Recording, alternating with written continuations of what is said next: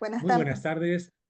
Continuando con las ponencias que tenemos programado para el día de hoy, 8 de octubre, vamos a iniciar la mesa que corresponde al tema transformación digital e inteligencia artificial en la administración pública.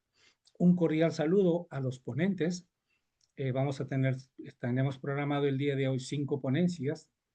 Uno de ellos está a cargo, el primero a cargo del doctor Celso Escobar Salinas. Cuando luego van a iniciar cada ponencia, voy a hacer una breve presentación de ellos. La segunda ponencia está a cargo de Rosa Rita Maesa y Susana Beatriz Darín. La tercera ponencia tenemos a Diana Arenas Blanco con Ximena Yáñez Muñoz. Ximena Yáñez está en la ponencia, la cuarta ponencia con José Luis Cumián. Y la quinta ponencia a cargo de Yaylor Espinel Torres con Marcela Magallanes Montoya. Cuando pues les toque abordar la respectiva ponencia, vamos a hacer una breve presentación para que nos enteremos al menos desde qué país y a qué actividades están realizando actualmente. Un cordial saludo para todos ustedes. Mi agradecimiento por haber aceptado participar en este importante tema de mucha relevancia y de mucho impacto en la actualidad en la administración pública. Dicho esto, pues vamos a presentar entonces la primera, la primera sesión, no antes sin hacer una breve reflexión sobre el tema que nos convoca. En los últimos tiempos sabemos de que hace algunos años, con la incorporación de la inteligencia artificial, pues se ha generado una modificación, un cambio en el contexto de la relación que tiene la administración pública con los ciudadanos. Esto tiene grandes desafíos, tiene algunos retos, tiene algunos desafíos, tiene algunas ventajas, tiene algunas debilidades que justamente van a ser abordadas el día de hoy en las 5 ponencias que tenemos ahora mismo programadas.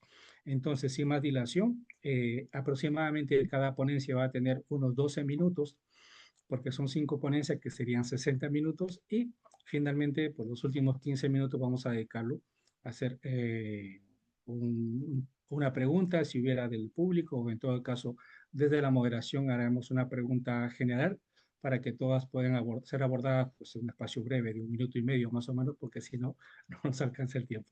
Lo que sí voy a pedir, por favor, a los ponentes encarecidamente que nos ajustemos a los tiempos para no extendernos más allá del tiempo. Recordemos que en España ya son casi las 9 de la noche, así que para que las personas que están al otro lado escuchándonos, pues ya no se pongan en pijama y nos abandonen. Muy bien, sin mayor preámbulo, entonces damos la cordial bienvenida al doctor Celso Escobar Salinas, que nos acompaña desde México. Celso es profesor de la Universidad Nacional Autónoma de México y pues va a abordar el importante tema que es la inteligencia artificial aplicada al derecho y al Estado. Va a abordar las posibilidades y los retos para una nueva gobernanza en México y evidentemente en el mundo.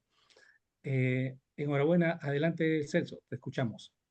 Muchísimas gracias, distinguido doctor Víctor. Un saludo cordial desde la Ciudad de México. No menos importante, saludo con alegría a todos los organizadores de este congreso, desde luego a nuestros distinguidos colegas ponentes y no menos importante al público que gentilmente nos acompaña. En efecto, el día de hoy voy a tratar de resumir este complejo tema que es la inteligencia artificial aplicada al Estado y al derecho y las posibilidades que se están generando para una nueva gobernanza. Para tal objetivo, la ponencia se divide en los siguientes aspectos: una breve introducción, un marco teórico e histórico sobre la IA, y desde luego hablaremos un poco sobre la evolución de la IA en los sectores público-privado. También estoy agregando las modificaciones que estoy haciendo a esta investigación al sector social y a un cuarto sector que denomino el sector universal. Conclusiones y bibliografía. Sin mayor preámbulo, podemos nosotros observar en esta introducción que desde el origen la humanidad ha estado inmersa en dos procesos que son clave para nuestra subsistencia, aunque en ocasiones no nos ponemos a reflexionar los mismos, sin embargo, son muy importantes. Estos son la permanencia y el cambio. ¿Qué aspectos de nuestra sociedad es indubitable que tenemos que mantenerlos en una continuidad, en una permanencia, y cuáles nosotros tenemos que ir abriendo hacia un cambio? Este binomio que pareciera una contrariedad, están conectados en la mayoría de las ocasiones con una razón activa, o inclusive pudiera darse la anonimia de hallarse inadvertidos. Es decir, no nos ponemos a reflexionar de qué de nuestras estructuras políticas, económicas, sociales debe permanecer y cuáles son de las cosas que deben de cambiar. Ya sea incluso esta cuestión involuntaria por factores de los cuales nosotros podemos ser responsables, o en muchos de los casos también por factores externos. Por ello, aquí la pregunta de esta ponencia es: ¿estamos asumiendo con conciencia y responsabilidad los impactos de la inteligencia artificial en el mundo actual y concretamente en el tema del Estado y el derecho? Como todo mundo podemos observar, en 2025 la IA continúa en un desarrollo vertiginoso, se ha expandido en múltiples aspectos de nuestra vida cotidiana: academia, bancos, la industria del entretenimiento y desde luego el ámbito del Estado y del derecho. Es claro que la inteligencia artificial implica actividades que son ahora de lo más cotidiano, por ejemplo, usar Google Maps, usar chatbots, pero hay también actividades de mayor complejidad que ameritan una reflexión: robots quirúrgicos, industriales, uso de drones, hogares inteligentes, coches sin conductor, e inclusive dentro de los últimos aspectos que nos deberían de llevar a un debate de carácter político y jurídico, tendría que ser el tema de la fundamentación de resoluciones judiciales por medio de sistemas de inteligencia artificial, como lo están siendo el caso de Watson o Prometea y muchos otros más que están en un desarrollo vertiginoso, lo cual plantea la posibilidad, o incluso la caja de Pandora, de sustituir a los operadores jurídicos por medio de los sistemas de inteligencia artificial para evitar los sesgos, la manipulación en el Estado de Derecho, o eso es desde luego una falacia, eso no se va a dar. Entonces, es una parte que tenemos que entrar a ese debate. Y un aspecto adicional que nos lleva al lindero que existe entre esta ética, esta política, esta economía, que es hasta qué punto la inteligencia artificial se puede entrometer en aspectos que podemos considerar nosotros esenciales para los seres humanos. Por ejemplo, el cerebro humano. ¿Hasta qué punto la inteligencia artificial, por medio de Neuralink y BayNow, puede seguir experimentando con nosotros, el Homo sapiens, implantando chips en cerebros humanos para mejorar las capacidades cognitivas? En este momento se plantea los casos donde está sucediendo esto para personas parapléjicas y que éstas puedan tener funcionalidades por medio de estos chips. Pero la industria va más allá. La industria plantea una mejora en nuestros procesos cognitivos, que incluso pues eso es algo que en lo que parece ser no estamos poniendo toda la debida atención. La parte académica lo estamos dejando nosotros a una cuestión absolutamente del laissez-faire del mercado. Por cuestión de tiempo avanzo, sé que el tiempo que llevamos es limitado, entonces voy rápidamente en estas cuatro revoluciones industriales por las que hemos transitado. Es evidente que en la cuarta, que en la que nosotros nos encontramos, es la concerniente al todo el tema de la inteligencia artificial. Internet de las cosas, Big Data, computación, blockchain y muchos otros aspectos que, pues desde luego, nos llevaría horas y horas estarlos analizando. Sin embargo, regreso a esta parte de la ponencia donde qué está pasando con la inteligencia artificial y su aplicación al Estado y al derecho. Aquí estoy observando varias cosas. La primera de ellas es que se ha potencializado el achicamiento del sector público frente a la presencia de la inteligencia artificial. Por efecto reflejo, está empoderándose, está creciendo la capacidad de toma de acciones y de decisiones de los sectores privados, sobre todo de compañías dedicadas a estas tecnologías. De tal forma que los países, los estados, se han venido quedando cortos frente a esta nueva era. Esto no es nuevo, es parte de una agenda que viene implementándose en el mundo a partir de los años 70, 80, que es a través del modelo neoliberal, que consiste en achicar estados, hacerlos únicamente funcionales al sector privado, y esto lo podemos observar que termina evidenciándose ante la ausencia de regulaciones, ante la ausencia de reflexiones en estos aspectos que estamos comentando.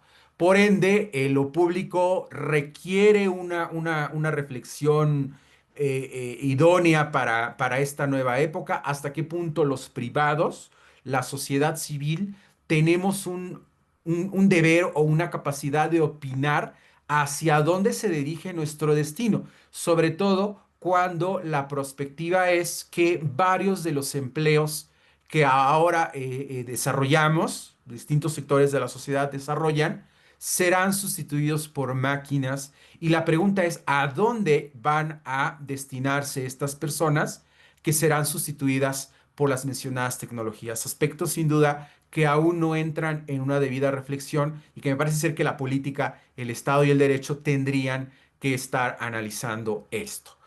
Por eso el sector privado ha dado un auge sin precedentes. De hecho, hemos de recordar nosotros que la empresa Neuralink, dentro del consorcio de empresas del empresario Musk, tuvo un desarrollo muy importante en los Estados Unidos hasta que hubo la diferencia con el actual presidente Donald Trump, y entonces el mencionado empresario planteó hacer la movilidad de gran parte de sus compañías hacia el Reino Unido. Ahorita nos encontramos en ese momento de reacomodo por esa diferencia, pero el desarrollo que está teniendo la inteligencia artificial desde el sector privado, haciendo de lado todo el aspecto de lo público, va a continuar de acuerdo a lo que podemos observar, porque lo que importa es la ganancia a cualquier costo, inclusive por encima de cualquier aspecto ético humano, como lo podemos observar.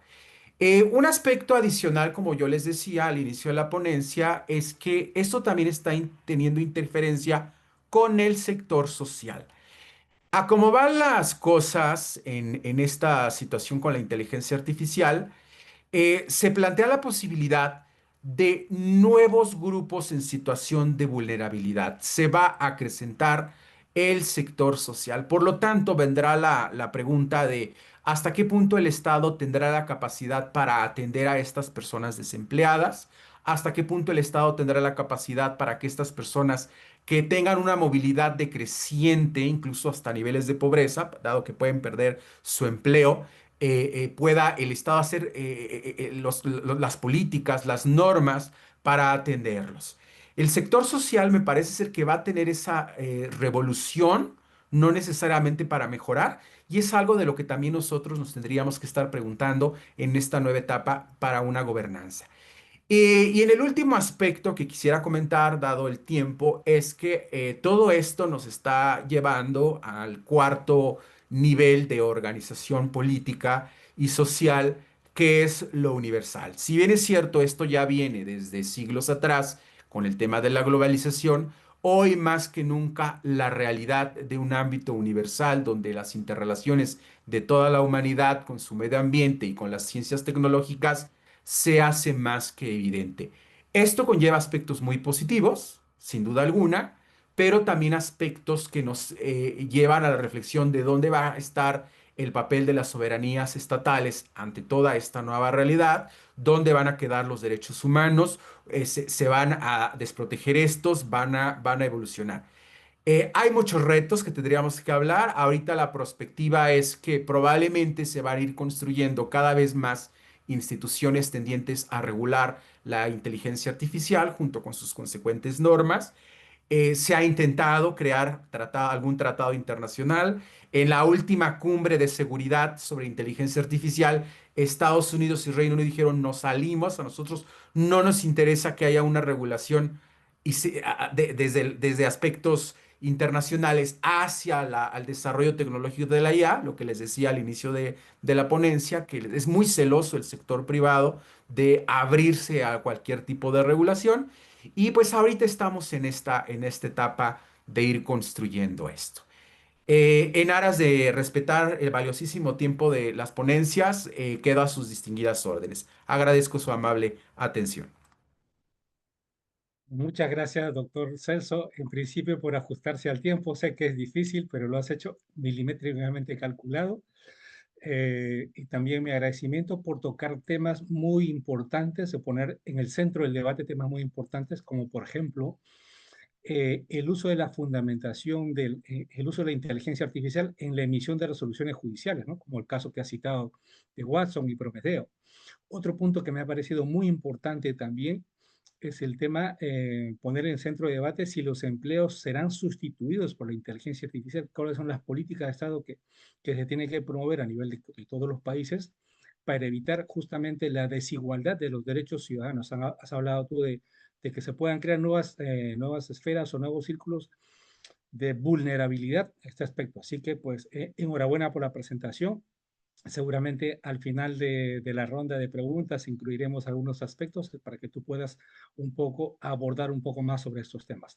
Nuevamente, enhorabuena y felicitaciones por tu excelente presentación, doctor Celso. Gracias. Vamos a continuar entonces con la siguiente ponencia. La siguiente ponencia es sobre el tema inteligencia artificial aplicada a la gestión de políticas públicas, que encaja justamente con la necesidad que habíamos visto en la ponencia anterior. Esta ponencia va a ser presentada por dos excelentes representantes del hermano país de Argentina, que son la doctora Rosa Rita Maesa y Susana Beatriz Darín. Rosa Rita Maesa es docente de la Universidad Tecnológica Nacional de Argentina y Susana Beatriz Darín es secretaria técnica de la Facultad de Tecnología e Informática de la Universidad Abierta Interamericana, también de Argentina. Por favor, les pido que en este caso a ambos que nos ajustemos a los tiempos. Tenemos aproximadamente 12 minutos para lograr que todos podamos realizar nuestras ponencias de una manera adecuada.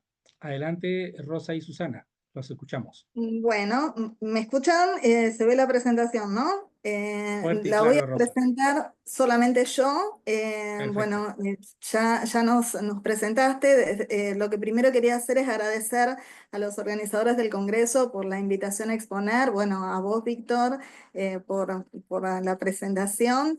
Y bueno, saludos a los exponentes y participantes del Congreso que nos están siguiendo de forma virtual.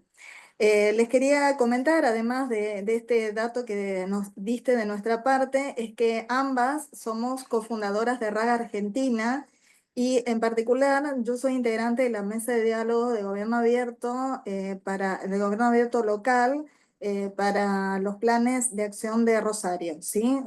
Participé en el primero y ahora estamos en el segundo plan de acción. Bueno, entonces rápidamente voy a comenzar con el índice. Nosotros pensamos dar una introducción a inteligencia artificial rápida, luego hablar de inteligencia artificial en la administración, comentar en particular la situación en Argentina y ofrecer algunas reflexiones. Bueno, respecto a la inteligencia artificial, todos ya coincidimos con que se trata de un producto tecnológico en tendencia, que es una fuerza transformadora que está cambiando a las industrias y a los servicios públicos y que crea algunas oportunidades para los gobiernos y para las organizaciones. Es considerada actualmente como una de las tecnologías más disruptivas y de mayor impacto, y no solo se transforma en un fenómeno técnico, sino que también se trata de un fenómeno ético, político y social. Pero bueno,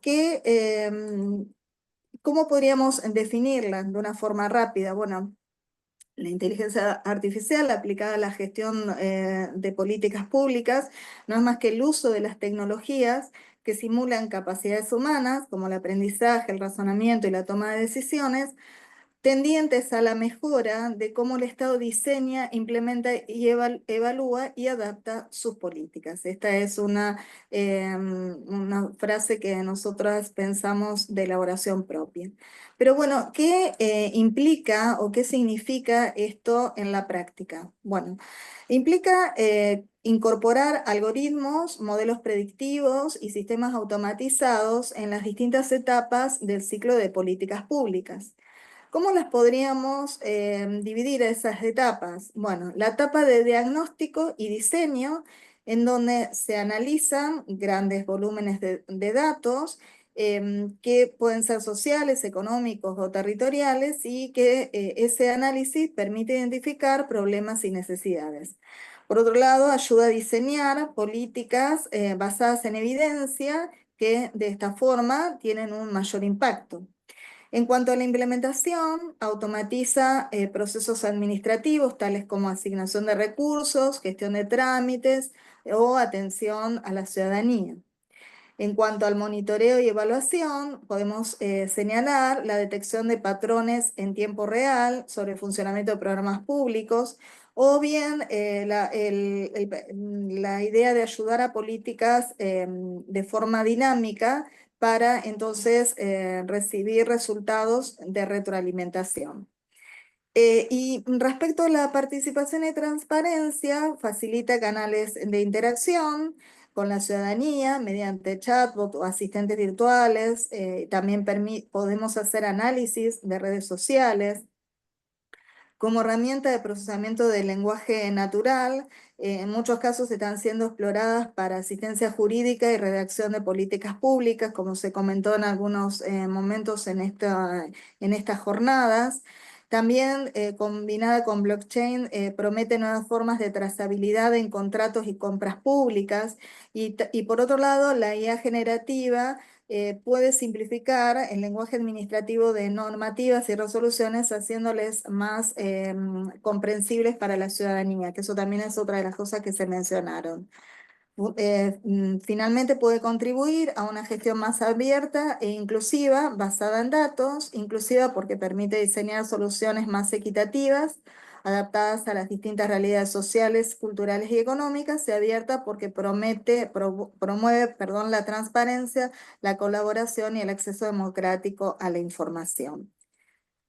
Bueno, aquí quisimos mencionar los principales beneficios en cuanto a una eficiencia administrativa, porque ayuda a distribuir recursos humanos y financieros, evitando redundancia y mejorando la planificación. También, gracias a la digitalización de IA, se puede procesar y convertir insumos importantes volúmenes de datos, dando entonces una gobernanza de datos. Mejora en la atención ciudadana a través de estos asistentes virtuales para consultas y gestión de trámites. El fomento de la innovación, promoviendo una cultura de transformación digital y herramientas de seguridad y prevención de riesgos que pueden también prevenir fraudes, delitos, anticipando crisis sanitarias o gestionando catástrofes naturales. Y por otro lado, en el tema de la inclusión y democratización tecnológica, promueve la igualdad de oportunidades y en el acceso a servicios, sobre todo en lugares en donde por allí la infraestructura no está del todo en condiciones, ¿no? Por lo menos con Internet se pueden resolver algunos temas. Bueno, queríamos nombrar acá o destacar estos índices que a nivel internacional ayudan a un país o a un gobierno local a darse cuenta de en qué puntos se encuentra o en qué estadios se encuentra. En particular, el índice global de IA responsable, que es la primera herramienta que establece puntos de referencia relevantes a nivel mundial, y que está evaluando a 138 países en las dimensiones claves de derechos humanos e inteligencia artificial, gobernanza responsable de la IA y capacidades para una IA responsable.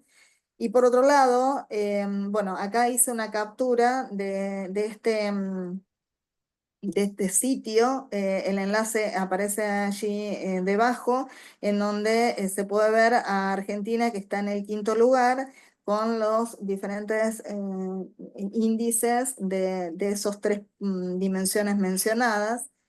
Y por otro lado, les comentábamos también que está otro material importante para que un gobierno local o nacional pueda guiarse, que es la RAM, como herramienta desarrollada por UNESCO para evaluar cuán preparado está un país para implementar de manera ética y responsable IA. Esta metodología forma parte de las recomendaciones sobre ética de IA adaptada por 193 Estados miembros de la UNESCO, y allí también está el enlace a donde pueden tomar información. Bueno, por otro lado, también está otro material de CEPAL, que es el Índice Latinoamericano de IA, ILIA, en donde también se puede, a través de ese índice, ver el estado de avance de IA de 19 países de América Latina y el Caribe. Pero en particular, entonces, queríamos hablar de la situación en Argentina. ¿Qué es lo que sucede en Argentina? Bueno, nosotros estamos actualmente en la co-creación del 6º Plan de Acción Nacional de Gobierno Abierto, que comienza de 2025 a 2027, con lo cual ya se hicieron bastantes avances con respecto al tema de transparencia, participación ciudadana, pero en lo que se refiere a inteligencia artificial, aún no existe una estrategia nacional integral por parte del Estado. Digamos, las aplicaciones que se están llevando a cabo son incipientes y se encuentra todo en una etapa inicial. Si bien fundamentalmente no hay una estrategia unificada y consolidada que coordine el uso de IA en todos los niveles del gobierno, nacional, provincial y municipal, si bien hay algunas acciones aisladas por parte de los distintos estados. Bueno, esto genera vacíos legales sobre transparencia, trazabilidad y responsabilidad en decisiones automatizadas. Obviamente también, al no existir una ley nacional que regule el uso regulatorio específico, si bien en el Congreso Nacional se están debatiendo proyectos de ley para regular el uso de IA, entre ellas modificar el Código Penal y Civil ante el uso de deepfakes sin consentimientos, o establecer principios rectores como protección de derechos humanos, de transparencia y cooperación pública-privada. Y también en la Biblioteca del Congreso se publica un dossier legislativo que compila instrumentos internacionales, legislación nacional y doctrina sobre IA, actualizado hasta el 2025. Pero bueno, es todo, digamos, muy incipiente, como decíamos anteriormente. Luego, el otro problema que existe es la supervisión independiente de algoritmos, que no se implementaron organismos o comités que auditen en forma sistemática los algoritmos usados por el gobierno, y esto es clave para evitar posibles sesgos. La interoperabilidad entre los datos de los organismos, que muchos sistemas públicos aún funcionan de forma aislada, dificultando el uso de IA que requiere datos integrados, y se necesita avanzar en una infraestructura de datos compartidas para poder entonces avanzar en este aspecto. Y la participación ciudadana en diseño de IA, que todavía no existen o no se han desarrollado mecanismos amplios para que la ciudadanía participe en el diseño, evaluación y control de estos sistemas de IA gubernamentales. Rápidamente, les comento algunos ejemplos bueno, en Argentina, MIA es el primer agente de inteligencia artificial del Estado Nacional, que fue presentado recientemente, el 23 de septiembre del 2025, que es una evolución de TINA, que era otro chatbot que resolvía 600 trámites y consultas, y que fue desarrollado por la Secretaría de Innovación de Ciencia y Tecnología. Ejemplos en Argentina, muchos de los cuales ya también fueron nombrados por algunos exponentes, pero para hacer un paneo rápido, en salud pública se trabaja en el tema de diagnóstico por imágenes con los hospitales en Salta y San Isidro, que usan IA para detectar tumores con mayor precisión y rapidez. También predicción de ingresos hospitalarios con algoritmos que anticipan la demanda en urgencias y ayudan a gestionar las camas y los recursos. y en medicina personalizada con sistemas que cruzan datos clínicos y genómicos para diseñar tratamientos más efectivos. En educación, sistemas de alerta temprana por abandono escolar que se están llevando a cabo en las provincias de Mendoza, Entre Ríos y Salta. En la justicia, la automatización judicial con Prometea en Cava y Dacia en Córdoba, que son herramientas que automatizan la redacción de dictámenes judiciales, reduciendo los tiempos procesales, y también existe revisión de documentos legales en el Ministerio de Justicia. Y por otro lado, atención ciudadana, como mencionábamos antes, con chatbots municipales como Boti en Buenos Aires, Flora en Escobar, Siri en San Juan y Munibot en Rosario. Finalmente, las reflexiones sobre el uso de IA. Bueno, también se mencionó en varios exponentes anteriores la necesidad de la educación de la ciudadanía en tecnologías para que los desarrollos puedan ser aprovechados por todos. Nunca debemos olvidar que la tecnología debe estar al servicio de las personas para mejorar la calidad de vida, las condiciones laborales, económicas y de bienestar general. Automatizar sin deliberar puede llevar a políticas desconectadas de la realidad. Por más que el sistema sea sofisticado, siempre debe haber un espacio para el juicio humano, el debate democrático y la empatía. La IA puede informar decisiones, pero no debe tomarlas solas. Y por otro lado, los sesgos algorítmicos que pueden perpetuar injusticias, porque bueno, un algoritmo que aprende datos históricos sesgados va a reforzar desigualdades, omisiones, prejuicios y discriminaciones para ciertos grupos de personas, o bien desarrolladores que introducen propios prejuicios, ya sea intencionalmente o no, en el diseño del algoritmo o en la selección de datos, o problemas de recopilación de datos que también pueden llevar a ciertas muestras, representar ciertos grupos de población. Finalmente, el tema de opacidad en las decisiones, que está muy relacionado con lo anterior, porque bueno, la IA puede actuar como espejo de lo que nosotros decidimos, priorizamos y escuchamos, y los datos no son neutrales, son constructos sociales. Si no se usan bien, podemos tener problemas.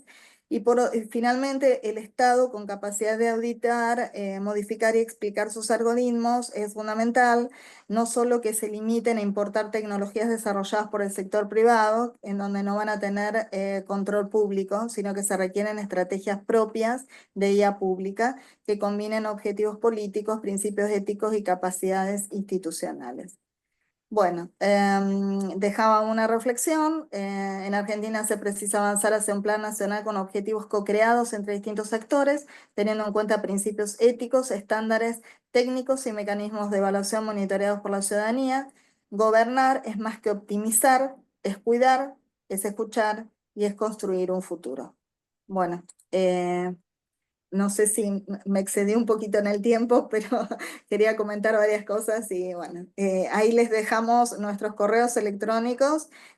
También estamos en Rosario tratando de hacer algunas cosas respecto a IA, pero bueno, también es muy incipiente. Muchas gracias, Rosa, por tu excelente explicación. Nos has contado brevemente los retos y oportunidades que está afrontando a nivel mundial. En principio, el tema de incorporar los algoritmos y los modelos predictivos. Desde vuestra experiencia como impulsoras de la Red Académica de Gobierno Abierto, también que todo esto de la inteligencia artificial se puede aplicar y se debe aplicar, evidentemente, en la transparencia y la participación ciudadana, porque empoderan al ciudadano y por ende fortalecen la democracia. Nos has contado un poco también del estado de la situación en Argentina, que no existe la Estrategia Nacional de Integración de Inteligencia Artificial para el Estado, que en todo caso seguramente próximamente se impulsará, y si es que no por iniciativa del Estado, sino por la presión de los colectivos sociales a los cuales tú también perteneces, de la sociedad civil. También he tomado conocimiento, que no lo sabía, que Argentina ahora mismo está trabajando el sexto plan de acción de gobierno abierto. Seguramente ya quiere estar al nivel de los pioneros de lo que están impulsando más avanzados en Latinoamérica, que es Uruguay, y en Centroamérica, Guatemala, que ya están ejecutando el sexto plan de acción de gobierno abierto. También me ha parecido súper interesante de que ya tengan en Argentina un agente IA que tiene hasta nombre ya, que es Mía, pues enhorabuena por ese avance. Y también, pues, en los ejemplos de uso de inteligencia artificial en Argentina, en varios ámbitos que nos han contado, principalmente en salud y justicia. De hecho, que la primera ponencia que tuvimos el día de hoy, el doctor Celso ya había comentado del tema de Prometea, así que pues ustedes ya están traspasando fronteras. Enhorabuena por tu presentación, Rosa. Muchas gracias también por el esfuerzo de sintetizar todo lo que conoces y sabes en tan poco tiempo. Y eso nos da paso justamente a la siguiente ponencia, que es pasando de la paquidermia al poder creativo de la tecnología pública, que va a ser presentado por Diana Patricia Arenas Blanco, que es CEO de la Fundación Sandbox de Colombia. Diana Patricia, ¿puedes compartir la pantalla? Muchas gracias, muy buenas tardes. Eh, Ahora sí ya voy a poder compartir la pantalla.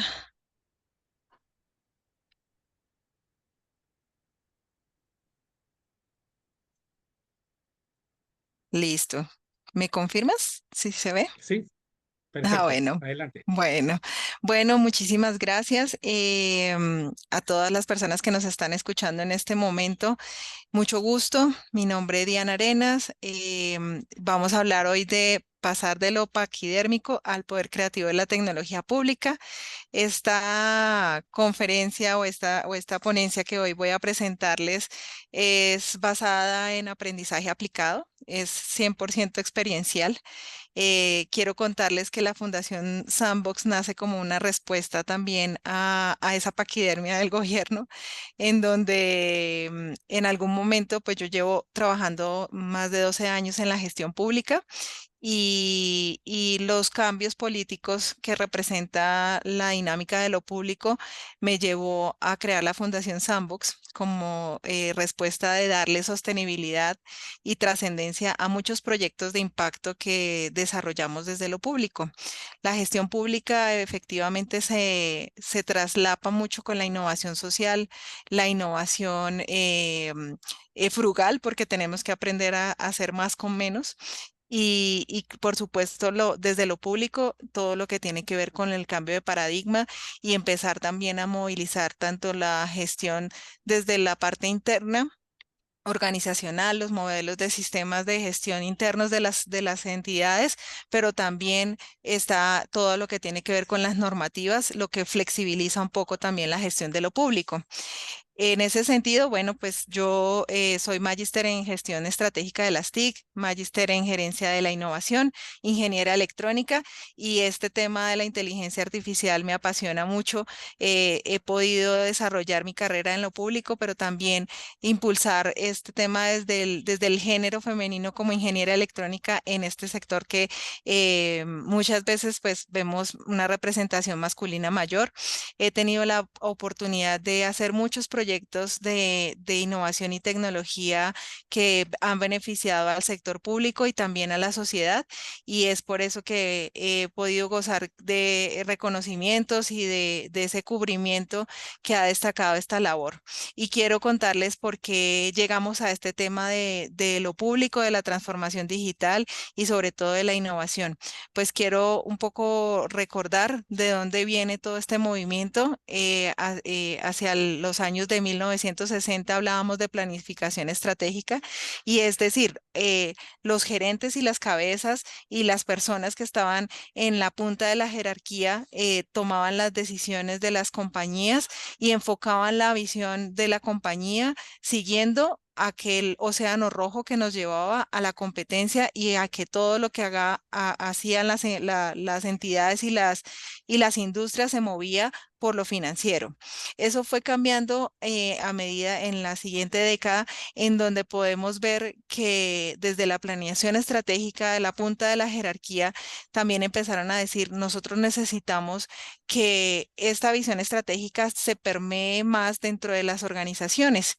Y aquí fue cuando cuando empezamos a ver la necesidad o se empezó a ver la necesidad de que en esa estructura organizacional empezaran a existir las diferentes direcciones que pudieran empezar a darle forma a esa planeación estratégica o a esa visión que iba a llevar del punto A al punto B a una entidad, y desde allí, desde la visión estratégica, empezar a organizar un plan de trabajo interno que operativamente también condujera a las organizaciones a llegar a ese punto que la visión estratégica de lo financiero llevó.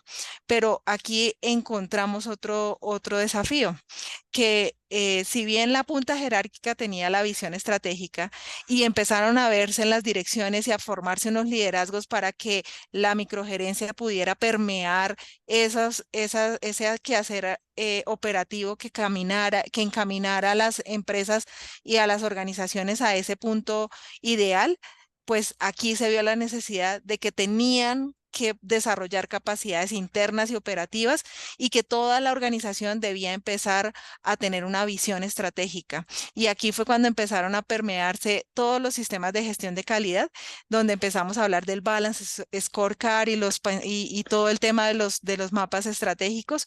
¿Para qué? Para que las personas internamente también empezaran a tener un liderazgo interno desde su rol. Y allí fue cuando empezamos a hablar de innovación, cuando esa competencia de océanos rojos nos dice, no, tenemos que salirnos de esa coyuntura donde hay que robar clientes o donde hay que competir, en donde no hay colaboración, y tenemos que empezar a innovar. Y aquí fue donde empezamos a hablar de la innovación, y empezamos a hablar de la innovación buscando una ventaja competitiva y un océano azul donde las cosas empezaron a funcionar de manera distinta. Pero la innovación pública en Colombia empezó a moverse a partir del año 2015. Y aquí estamos hablando que las corporaciones empezaron desde el 2000 al 2010 a implementar modelos de innovación. Y eso nos demuestra que hay una paquiderme para poder empezar a adoptar estas nuevas formas de gerencia. Y es que la innovación no es hacer algo diferente o hacerlo bonito o hacerlo mejor, no. Es empezar a transformar todo lo que vimos de ahí para arriba: la planeación estratégica, las direcciones, los modelos operativos. Y esa es la innovación permanente que deben tener las organizaciones. La innovación no es tecnología. Innovar es un modelo sistemático de pensamiento y estructuración que nos va a llevar y nos va a conducir a diferentes horizontes, en donde tal vez nosotros tengamos una visión B, pero finalmente vamos a llegar a una visión B1, B2, B3, B4, pero en fin, lo que vamos a poder es salir de modelos tradicionales. ¿Para qué? Para generar valor, para generar transformación. Y allí es donde efectivamente la transformación digital tiene sentido. Cuando nosotros tenemos nuestra estructuración sistemática mental y sabemos cómo queremos, a qué punto y a qué visión vamos a llegar y cuál es el objetivo y lo que va a generar valor, ahí es donde la tecnología realmente tiene valor y realmente aporta. No es implementar tecnología por implementarla, es entender cuál es la transformación que nos va a ayudar la tecnología a apalancar para generar el impacto deseado. Y por eso es la innovación antes de la transformación digital. Y aquí esto es súper importante tenerlo presente, porque lo mismo es el uso de la inteligencia artificial. No es utilizar inteligencia artificial por utilizar inteligencia artificial, o estudiar y ponernos a hacer cursos de todo por hacerlo. Hoy en día, yo acabo de salir de mi rol de líder de apropiación digital de Bogotá en la Alcaldía Mayor, y como líder de apropiación digital,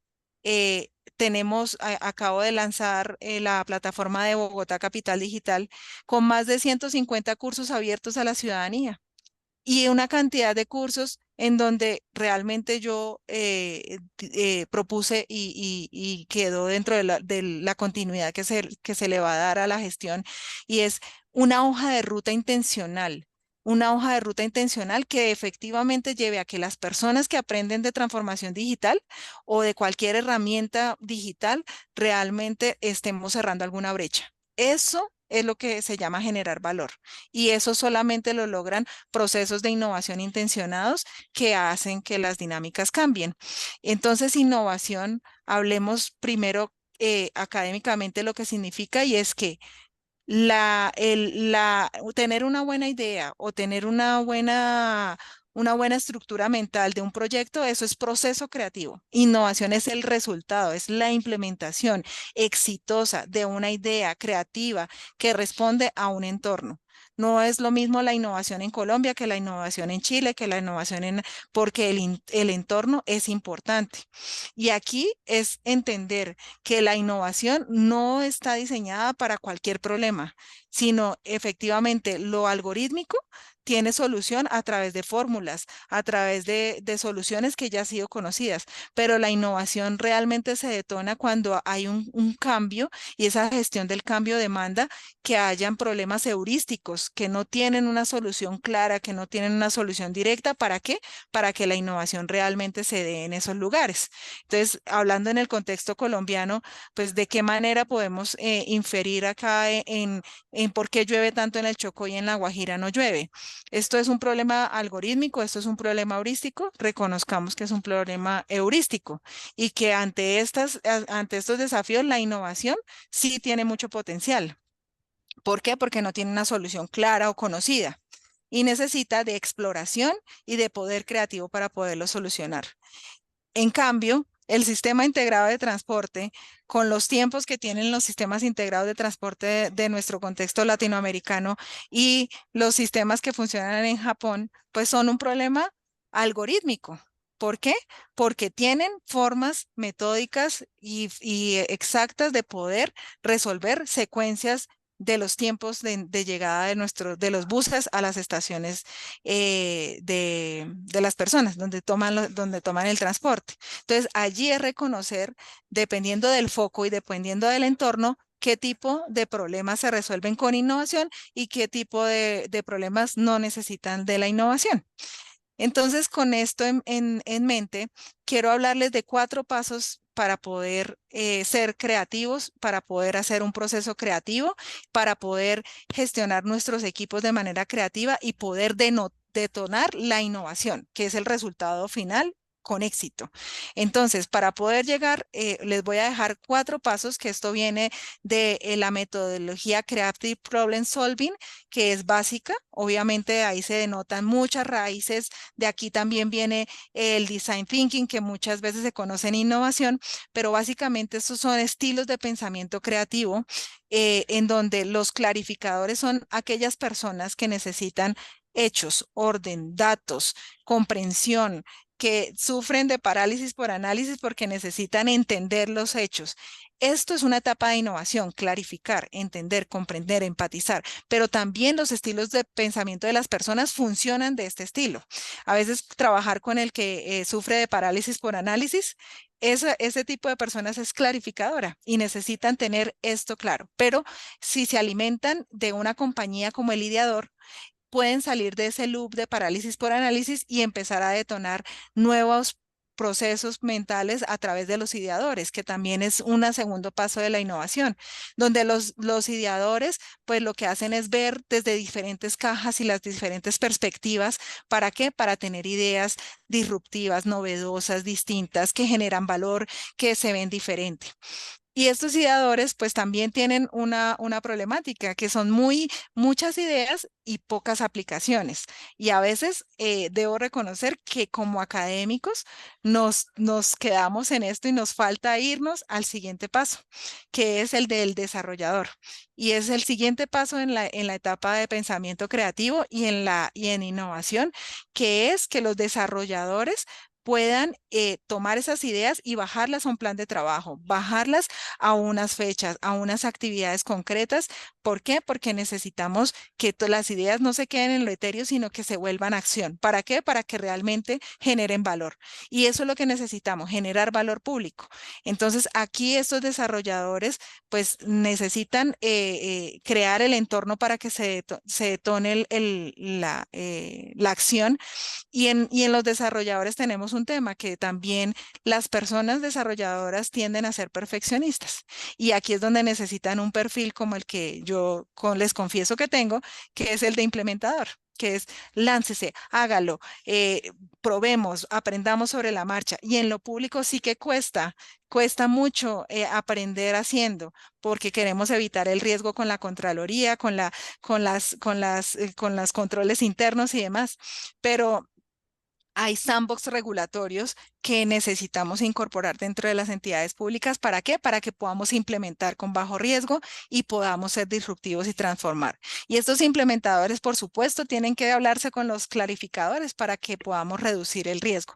Así es como conformamos equipos de innovación y podemos innovar desde la gestión pública y evitar la paquidermia institucional, que durante años a las administraciones nos han llevado al miedo, al error, que ha impedido innovar y responder con agilidad a esos desafíos contemporáneos. Esa inercia institucional que nos ha llevado a paralizarnos y a no avanzar y no a experimentar. Y esto es lo que nosotros necesitamos hoy en día, porque la tecnología está transformándose abruptamente, y si no aprendemos nosotros a gestionar desde lo público estos cambios, el ritmo que lleva el mundo se nos va a ir haciendo que nuestros procesos internos sean mucho más letargos y que los problemas sociales vayan incrementándose y las brechas se vayan ampliando. Por eso aquí necesitamos un mundo de un estado mucho más ágil, más empático, más creativo, más capaz de aprender y desaprender. Esto es, en otras palabras, cultura de pensamiento creativo, y reconocer que la innovación es no es una estructura, sino es un propósito, que hoy en día nuestros jóvenes necesitan entender el para qué se hacen las cosas, por qué se deben hacer, para qué, para que tenga sentido hacer lo que estamos haciendo desde lo público. Entonces, para poder generar ese poder creativo y aplicar tecnología en lo público, esa tecnología pública necesita una liberación de trabajo rutinario, y es que tenemos que parar y empezar a automatizar tareas repetitivas. Y esto tiene que ver todo con tecnología, pero no sin antes pasar por un proceso de pensar colectivamente, de crear colectivamente, de conectar inteligentemente, no solamente el ecosistema gubernamental, sino también involucrar a la ciudadanía. Y precisamente acá hablamos de gobierno abierto. Y eso es lo que a nosotros nos tiene que caracterizar dentro de la gestión pública, y nosotros también, como representantes de organizaciones sociales, podemos aportar dentro de todo el proceso de construcción colectiva. ¿Para qué? Para que las personas también que aporten en la gestión colectiva, el ciudadano de a pie, tenga la capacidad creativa de proponer proyectos que generen valor. Arquitectos de valor público tenemos que ser, servidores públicos que utilizan la tecnología con creatividad, con propósito, para poder responder a servicios ciudadanos mucho más efectivos, mucho más empáticos, ser catalizadores de la empatía.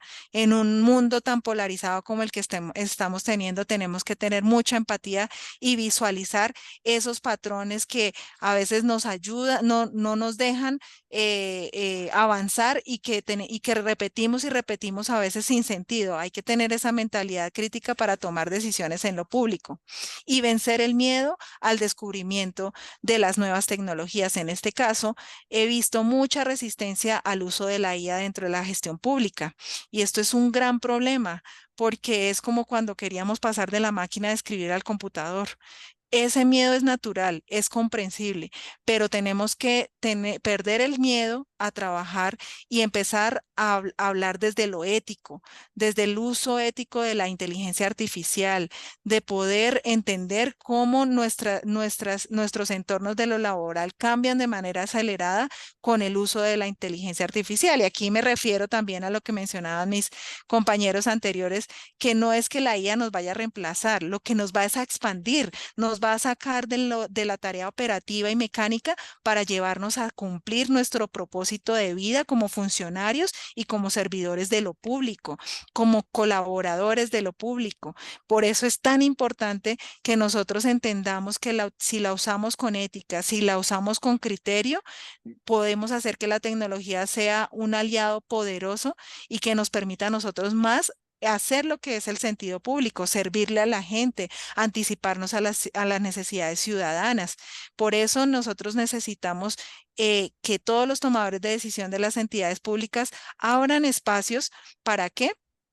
Para que podamos experimentar tecnología. Diana, perdona Y que tenga que sí, interrumpir, señor. pero es que ya nos hemos excedido Ya, el plazo, así que por favor te pido que bueno. concluyas.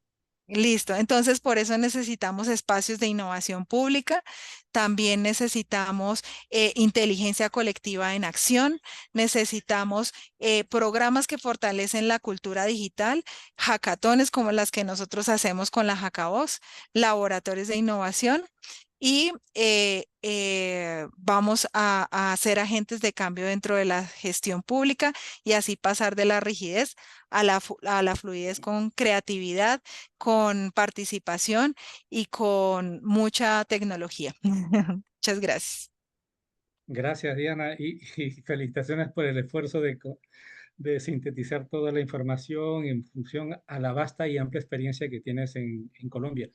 Yo he estado en Colombia y he visto de cerca las iniciativas que se ha impulsado tanto de los colectivos sociales como el que tú representas, como de la propia administración pública. Por ejemplo, se ha trabajado mucho el Plan Vive Digital, el Plan Kiosco Digital Ujú, desde hace mucho tiempo y Colombia pues ha avanzado bastante.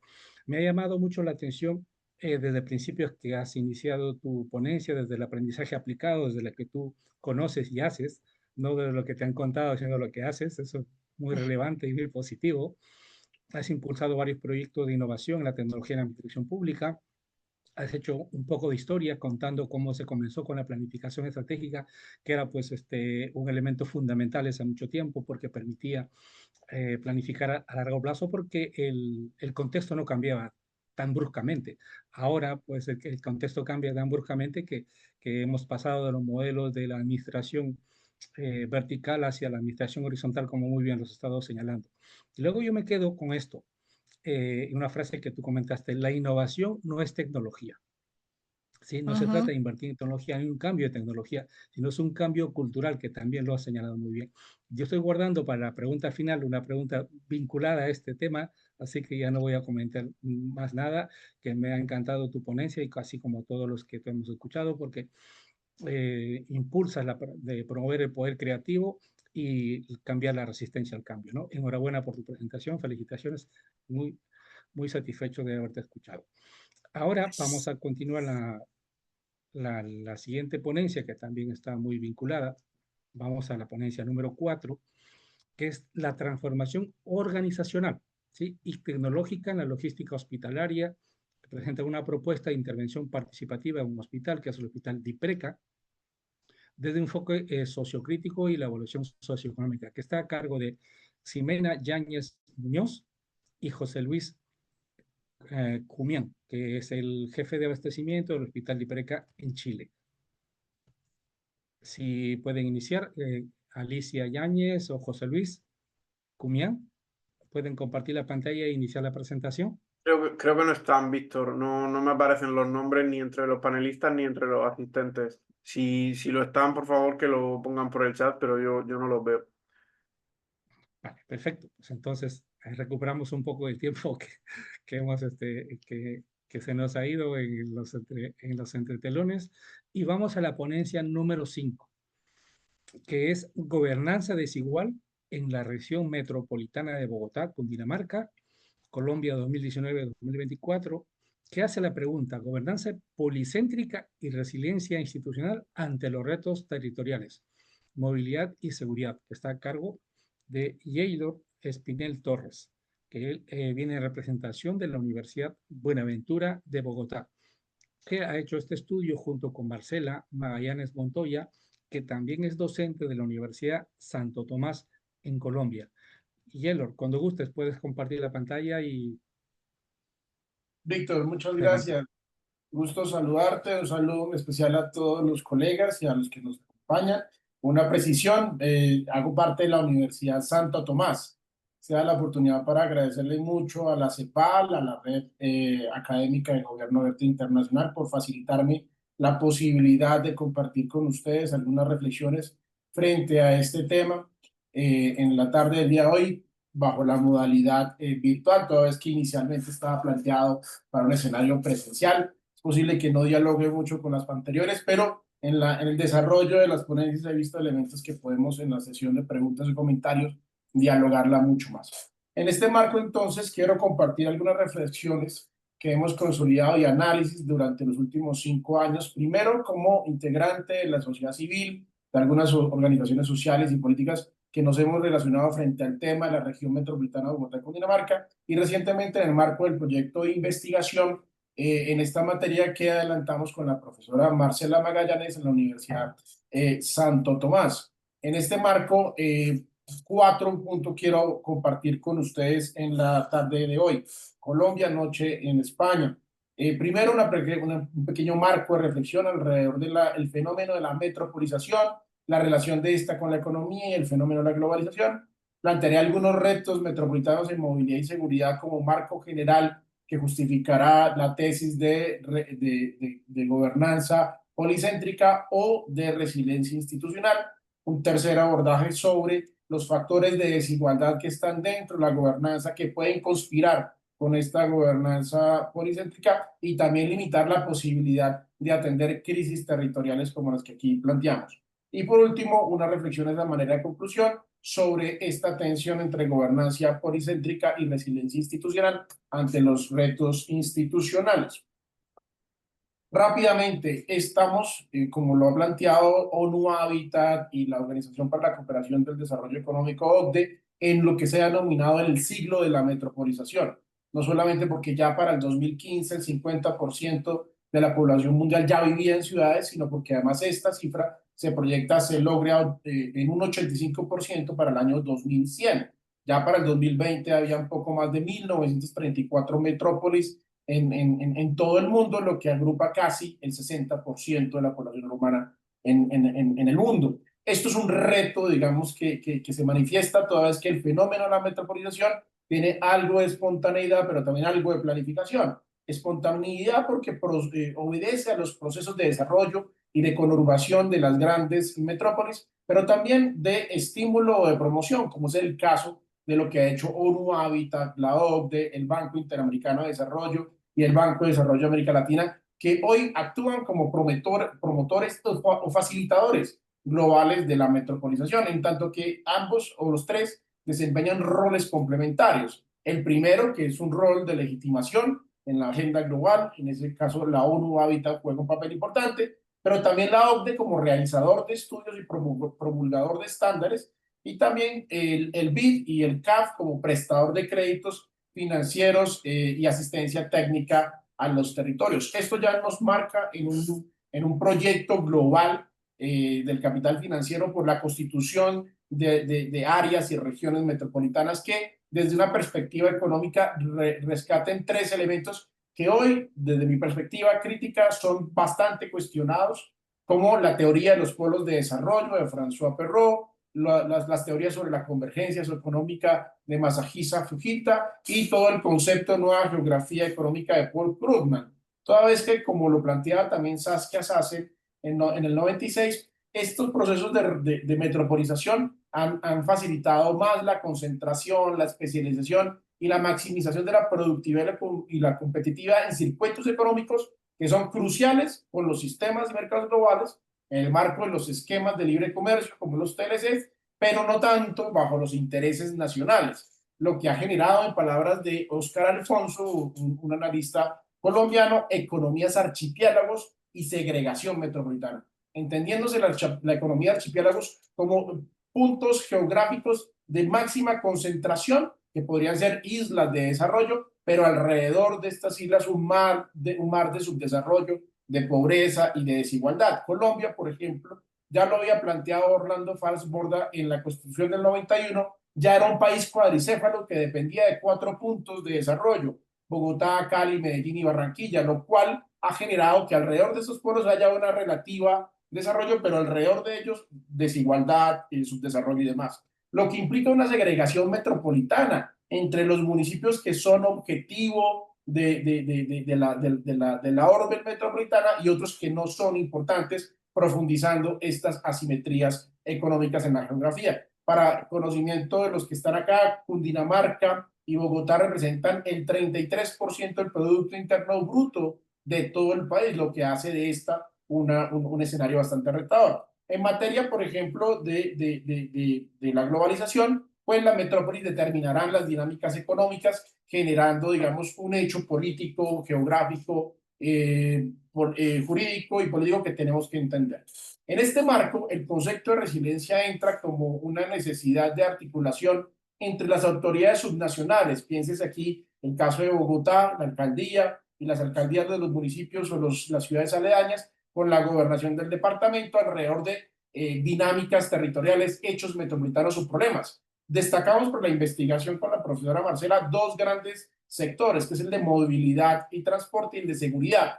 Entonces, que lo que se replantea acá como retos metropolitanos ya marca una pauta de lo que necesita la región, pero en el marco de esta dinámica global puede o no ser eficaz y efectivo en relación a la integración insuficiente en el transporte público que tiene la región, en términos de flujos intermunicipales, una alta siniestralidad en los corredores metropolitanos, una motorización rápida que tiene una serie de problemáticas, y en materia de seguridad, un aumento bastante grande en delitos violentos y homicidios, en violencia intrafamiliar y contra las mujeres, hurto con motocicletas y modalidades móviles. Problemáticas todas que son de interés regional en la medida que surgen como producto de esos procesos de metropolización. Basta ver nomás el caso de seguridad y convivencia en relación con los delitos violentos y en homicidios, todos estos van a tener focos urbanos vinculados a la movilidad intermunicipal, es decir, robos en los buses y en los conectores entre la Gran Bogotá y los municipios aledaños, que debe ser sí o sí atendido de manera metropolitana. Entonces, estos retos, ¿cómo los entiende esta gobernanza que se creó para Bogotá, Cundinamarca? Una pequeña información de contexto. Esta región arranca en el 2019 con las discusiones legislativas, pero se consolida entre los años 2020 y 2022 en la creación de la región metropolitana para Bogotá y Cundinamarca, que es una entidad administrativa de asociatividad y de régimen especial que va a tener una superioridad jerárquica por encima de estas ciudades. Hoy, aunque promete agrupar a más de 30 municipios, opera con la gobernación de Cundinamarca, las alcaldías de Bogotá, Soacha y Fusagasugá. Colombia tiene en ese marco unas definiciones constitucionales alrededor de la configuración territorial que esta región pone en cuestionamiento o que va a generar una serie de retos. La primera y la más importante es definir que Colombia es un estado unitario organizado en una serie de departamentos, como lo estoy colocando aquí en la diapositiva, descentralizados que se distribuyen en 6 grandes regiones: Andina, Caribe, Pacífica, Orinoquía, Amazonas y otras áreas insulares. Pero lo importante es que esta es una nación declarada como un Estado social de derecho organizado de forma república, con descentralización y autonomía de estos departamentos. Ya entendiendo esta definición geográfica territorial de Colombia, vamos a ver que la región Bogotá-Cundinamarca está en todo el centro, el corazón de nuestro país, en la que en la mitad está Bogotá y alrededor todos los municipios que lo circunvecinan. Y la región metropolitana entonces aquí va a generar un escenario de reorganización de esta dimensión de relaciones entre los territorios. Muy bien, permítanme un segundo. Lo envío aquí la automática. Verán entonces ahí proyectándose cómo es la configuración territorial, toda vez que esta región metropolitana es dinámica. Las zonas amarillas son las áreas de intervención o áreas temáticas y ámbitos geográficos. Es decir, que puede variar según los intereses que tenga Bogotá alrededor de estos municipios aledaños, lo cual ya es de por sí un reto en su configuración. Cuando se creó una gran, digamos, discusión en la ciudadanía, en los sectores políticos, porque se han identificado por lo menos 8 grandes problemas o dificultades que le crean retos a los municipios y a la misma Bogotá. Voy a detenerme en 3 fundamentales en esta ponencia, porque tienen que ver con esa tesis sobre una gobernanza desigual. La primera es porque esta región metropolitana plantea un riesgo de pérdida de autonomía en la construcción de los planes de desarrollo de los municipios que se sumen, porque tiene unas reglas de juego desiguales y unos mecanismos de participación ciudadana que no son vinculantes. En este sentido, cualquier análisis de gobernanza tiene que partir del análisis de la estructura de toma de decisiones, de los mecanismos de coordinación, de los mecanismos de participación y de control político, en la que encontramos que hay un sistema muy sofisticado de veto que hace que Bogotá y la gobernación interfiera o desequilibre la toma de decisiones, planteándole esto un reto fundamental a los municipios que se asomen y, como lo vamos a plantear en la conclusión, también pueden conspirar frente a la posibilidad de resolver los problemas metropolitanos. Aquí, en términos de coordinación, se han planteado una serie de instrumentos de coordinación en los cuales no es clara su armonización, donde hay una concentración de poder, donde hay una superioridad jerárquica que pone en riesgo la autonomía de los municipios. En materia, por ejemplo, de participación, hemos hecho un análisis en los distintos instrumentos que tiene esta nueva región y tan solo la iniciativa popular es la que tiene poder vinculante. Las otras son espacios más de concertación o discusión que en la práctica lleva a que la iniciativa popular, que aunque esté en la ley, pues todo se lo delega al Consejo Regional y la participación ciudadana termina siendo solamente un acto de participación sin poder vinculante. Redondeando entonces estas ideas, llegar a una gran conclusión de 3 puntos que son los que hoy nos preocupan en términos de una gobernanza democrática. La evidencia sugiere que la región metropolitana de Bogotá-Cundinamarca, como entidad administrativa, clasificaría como un ejemplo de lo que se conoce en teoría como la gobernanza policéntrica. Este concepto muy de Vincent y Elinor Ostrom, ¿cierto?, que ha planteado la idea de las metrópolis como formas de gobierno subnacional que permita, sin alterar la unidad nacional, resolver problemas aledaños, pero, digamos, su diseño no incorpora nada en términos de resiliencia institucional, pero, digamos, no riñe con este concepto. El problema es que la gobernanza policéntrica, como se ha planteado, ¿cierto?, no se materializará dada la desigual y lo desequilibrado de su estructura de toma de decisiones, de sus mecanismos de coordinación, de sus mecanismos de participación, lo que puede además debilitar cualquier condición de resiliencia institucional. En ese marco, nosotros hemos sido claros, digamos, en que los análisis de esta gobernanza deben estar enfocados a, digamos, a que los municipios puedan tener garantías para poder asociarse y resolver los problemas comunes en pie de igualdad y beneficio recíproco. Un poco lo que se reclama en este escenario es una reforma estructural a esta región metropolitana y que mientras no se haga esa reforma, pues los municipios se abstengan de ingresar a esta región para que con urgencia podamos garantizar una verdadera gobernanza democrática para que los problemas comunitarios se puedan resolver.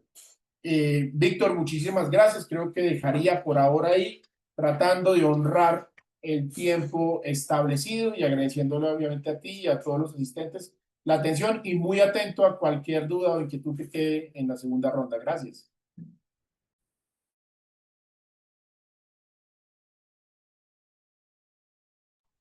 Muchísimas gracias, Hielo, por tu capacidad de síntesis. Sé que manejas abundante información.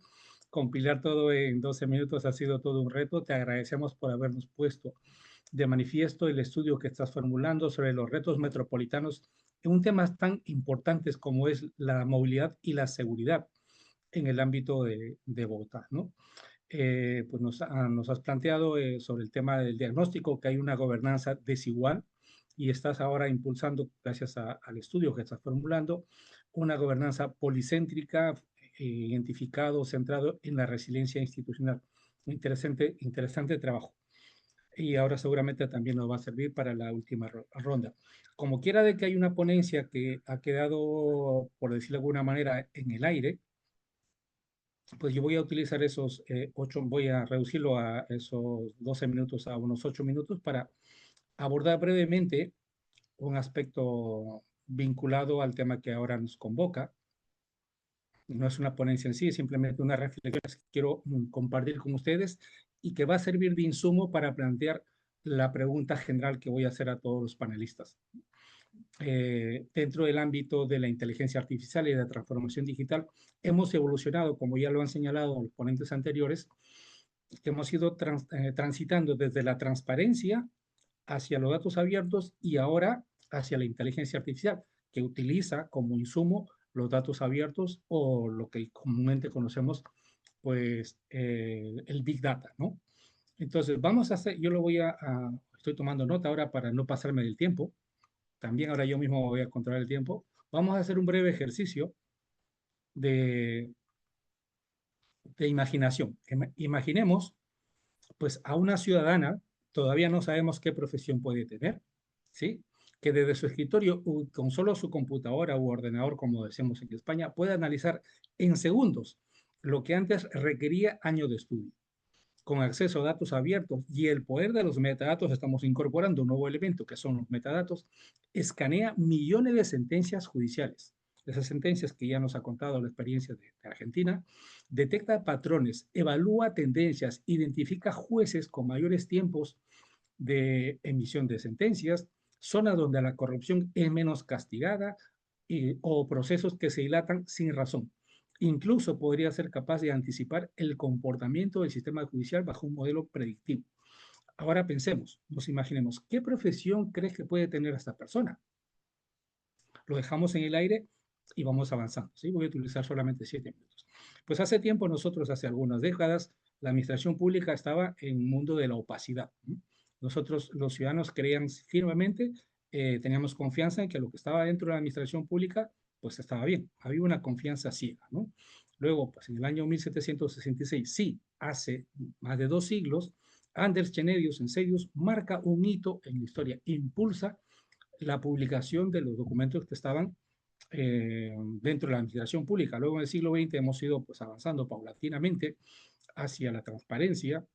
En el siglo XXI pues, hay un auge del gobierno abierto, promovido por la transparencia, la participación ciudadana, y actualmente nos estamos orientando hacia la búsqueda de la transparencia con un impacto realmente de datos estructurados que permiten análisis profundo y la participación ciudadana efectiva, no de retórica, no de discurso político, sino participación efectiva.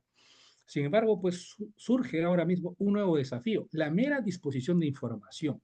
Es decir, una resolución, una sentencia publicada en formato HTML o en formato PDF no garantiza su comprensión ni su utilidad cuando los datos no se presentan de una forma estructurada o se presentan de forma dispersa y técnicamente inaccesible para el ciudadano común. Ustedes mismos seguramente han ingresado, somos algunos expertos en temas de gobierno abierto, transparencia, participación. Ingresemos al portal de datos abiertos de nuestro país, de nuestra ciudad, y veamos que nosotros mismos, con los conocimientos que tenemos, seguramente encontramos información que todavía no la podemos descifrar o no la podemos reutilizar. Pues entonces tenemos que pasar de la transparencia a la era del metadato.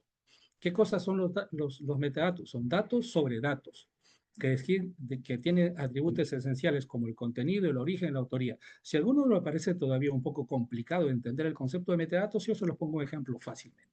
Ahora mismo todos tienen un teléfono, un smartphone que está conectado a internet, que tiene GPS. Toma una fotografía y uno se va a la galería, entra a la descripción de la galería, va a encontrarse con algunos datos, aparte de la imagen, evidentemente, que tiene las coordenadas donde fueron tomadas la fotografía, el foco y el teléfono con que fue utilizada la fotografía, la fecha y la hora, ¿sí? Y la cámara con la cual fue tomada la fotografía. Esos datos constituyen metadatos porque no están visibles. Uno no puede ver la imagen, pero cuando entra a detalles puede encontrar esa información. Ahora, traslademos eso a una sentencia judicial. Imaginemos que una sentencia judicial, aparte del texto de la sentencia, venga en calidad de metadatos, la fecha de inicio, el juzgado, el juez, la fecha de término, la fecha de primera instancia, de resolución de primera instancia, segunda instancia, la cantidad de pruebas, la cantidad de medios probatorios y una serie de atributos. Imaginemos lo que se puede hacer con eso. Entonces estamos entrando a una nueva etapa de información, que es lo que técnicamente se llama metadatos. ¿Por qué importan los metadatos? ¿Por qué? Porque nos permiten que los datos sean útiles, trazables, auditables y reutilizables. Permiten la interoperabilidad, permiten la fiscalización, permiten la predicción y la mejora de la toma de decisiones. pues puede permitir análisis de patrones, puede tener aplicaciones en el ámbito judicial, en el ámbito de la medicina, en el ámbito del transporte urbano, de la movilidad. Entonces, pues vamos a imaginar que esa primera pregunta que hacemos nosotros, ¿qué profesión puede tener? Vamos a poner un nombre imaginario, que sea Lucía. Lucía que ya ha estado realizando esa actividad imaginaria que tenemos. Pues Lucía no viste toga ni trabaja en un despacho de abogados. Como analista de datos, especializada en justicia abierta, su trabajo puede consistir en analizar grandes volúmenes de resoluciones judiciales debidamente estructuradas con metadatos, para que en cuestión de segundos sus algoritmos puedan procesar información que a un equipo de juristas le podría tomar meses o años examinar. Gracias a esos metadatos incorporados en cada sentencia o resolución judicial, Lucía podría extraer conclusiones reveladoras sobre el funcionamiento del sistema. Podría enterarse cuánto tardan los diferentes juzgados en resolver los casos similares. Podría verificar si existen correlaciones significativas entre las características demográficas de los implicados y los resultados de las sentencias. Identificar zonas donde la corrupción es menos castigada y procesos que se dilatan sin razón. Este tipo de análisis representa un poderoso mecanismo de rendición de cuentas que trasciende la mera publicación de las sentencias judiciales en la página judicial del portal de transparencia de datos abiertos del Poder Judicial. Podemos analizar también muchos casos de impacto en el transporte urbano, epidemias, protección ambiental, vigilancia de la contratación pública. Pues entonces los metadatos nos va a traer beneficios y con esto ya voy terminando. Dentro de la administración pública porque nos permite el gobierno basado en la evidencia, un mejor control ciudadano, un análisis predictivo, una eficiencia administrativa.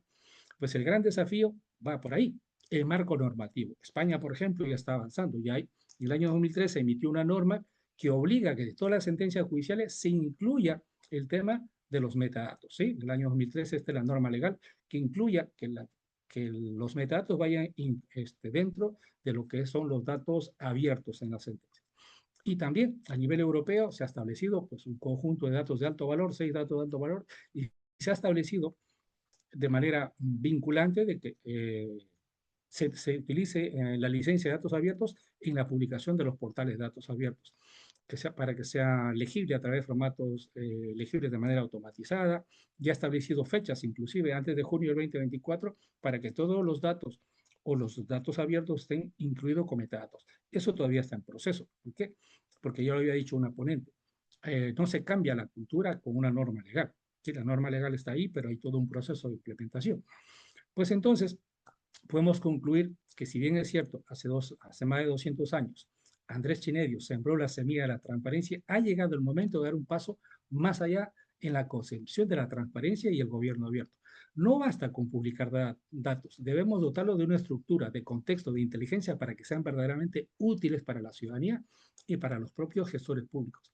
Pues los metadatos tienen el potencial de transformar radicalmente la justicia, las compras públicas, la gestión sanitaria y prácticamente todas las áreas de la administración porque son los insumos para la inteligencia artificial. Para materializar esta visión, pues se necesita desarrollar políticas públicas que promueven el análisis avanzado de datos, el aspecto normativo que obliguen a diversas instancias de la administración pública a publicar los datos con formatos de metadatos que va a permitir una decisión informada. Y si todavía esto le parece un poco difícil y es una utopía, pues le cuento que, por ejemplo, el portal de datos abiertos de la Unión Europea ya establece filtros en la cual te muestra la calidad de los metadatos. Pueden ustedes ver acá la ficha de la izquierda, te muestra la calidad de los metadatos y que te puede informar, te puede descargar información en formatos JSON, CSV, PDF. Y si ahora mismo ustedes esos formatos les son desconocidos, CSV, JSON, pues tenemos que comenzar a preocuparnos. ¿Por qué? Porque tenemos que tener competencias para este nuevo contexto. La gran pregunta es, ¿estamos preparados para abrazar ese cambio? Pues esto ha servido o va a servir como un insumo para la pregunta que voy a lanzar para todo el panel. Acá Rosa había indicado ingeniero de ciencia de datos, efectivamente. Pues Rosa se ha adelantado a la respuesta, sabía ya la respuesta. Ingeniero de datos, ingeniero de ciencia de datos o analista de datos, ¿no? Eso es. Muy bien. Entonces, ahora que he hecho esta breve presentación para suplir y cubrir un poco la ponencia que ha quedado ahí al descubierto, me ha servido para poder presentar estas breves reflexiones sobre el poder de los metadatos. El término metadatos, fíjense ustedes que no ha sido comentado para nada, y no lo digo con una situación de crítica, sino de diagnóstico de lo que está pasando en el contexto actual, porque esto avanza rápidamente y pues nos encontramos con cada día cosas nuevas que nos obliga a nosotros mismos a tener mejores habilidades, mayores habilidades y competencias en este contexto. Entonces yo voy a hacer una pregunta para todos los miembros del panel, que está vinculado a dos cosas. Uno, un tema de Argentina, que cuando que se comentó de que la tecnología no es el fin, sino el medio para lograr el fin. Entonces, yo les comento, en un país de Latinoamérica, cuyo nombre no voy a mencionar, en el año 2007 se incorporó el expediente judicial electrónico. Es decir, el expediente digital, el expediente judicial pasaba del papel, se eliminaba y a partir de esa fecha todos los expedientes que se incorporaban se digitalizaban en el momento que se presentaban a la mesa de partes, la oficina de registro, y en ese momento se convertían en digitales. Pasaron el 2017, 18, 19, 20, 21, 22, 23, 24, pasaron 7 años y el presidente del Poder Judicial de ese país descubrió que los funcionarios públicos imprimían los expedientes judiciales electrónicos y nuevamente regresaban a la época del papel. ¿Por qué? Porque tenían la añoranza, les gusta el olor a la tinta, se sienten más comprometidos trabajando en papel. Entonces, pues llegamos a ese punto en que tuvo que emitir una directiva, un memorando, una orden expresa prohibiendo la impresión de los documentos judiciales electrónicos. La pregunta es que ahora que estamos hablando de datos abiertos, quiero hacer una pregunta desplegada en dos. ¿Ustedes conocen alguna experiencia dentro de su ámbito de apreciación, de ámbito de aplicación, que haya surgido estos temas de que la tecnología no ha servido para cambiar la cultura y para el cambio de cultura se ha utilizado, como en este caso, una orden directa prohibiendo la impresión de documentos judiciales electrónicos? ¿Y cómo está el grado de avance en sus respectivos países o entornos respecto al uso de metadatos como la evolución de los datos abiertos? Esas dos preguntas, en el mismo orden que hemos tenido la presentación para no atropellarnos. En principio Celso, luego Rosa Rita, y sigue Diana, y luego Jaylor. Celso, cuando gustes. Gracias, doctor. Pues básicamente es una pregunta compleja de responder. En caso de México, sí ha habido un avance importante para la justicia digital y el tema del uso de los datos.